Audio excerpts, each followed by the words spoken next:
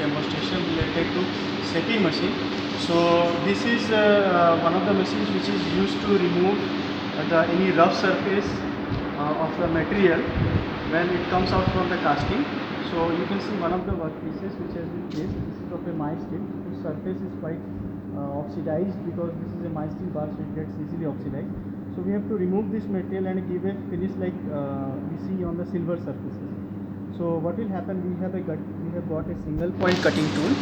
Now this is a single point cutting tool or a shaping tool which moves with the help of it is being the end of this tool. This is the shank part. This is being connected or being held inside a ram. So this ram can move like this way, which can give a reciprocating motion so that it will touch this point and give a cutting motion on this one so as to remove a material in the form of a lines. So when several lines will be moving towards like this way in a to and fro motion, we will be able to remove material and get a shiny surface on that one. So we will get a good surface finish on this surface. Now the main parts of this shaping machine, this is a shaping machine. You can see one of this is the ram part which moves like this way, and this movement is being controlled by a motor which is present here.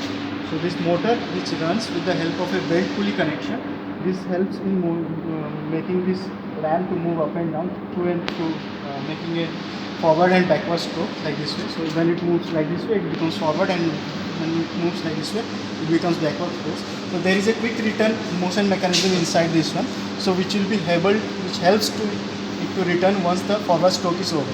So when we give a forward stroke like this way, so quick return mechanism acts opposite in the other way. So you can see when it moves forward, there is a quick return motion mechanism like this way, it going backward, which take this ram backward.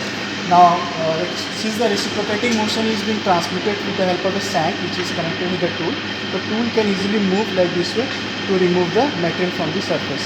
Now the material is nothing but a mild steel rod which is low carbon steel, and the surface and the tool what we are seeing is a single point cutting tool made up of high speed steel. Now as a condition of machining, the tool harness is always greater than the workpiece harness, and in this case generally what happens, the feed will be given. You can see one hand wheel on the top which is used to give us the feed and the depth of cut. And please understand, in this type of machining the tool moves or reciprocates, rather the workpiece is kept stationary. Now any type of other type of movement like this Y movement can be also be given to cut the machining. Okay, now I request Mr. Ashwin to carry forward for the machining part.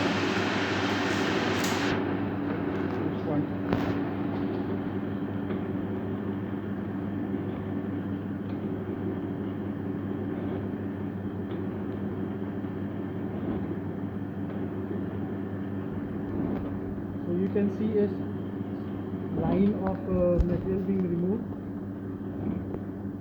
as we give a depth of cut.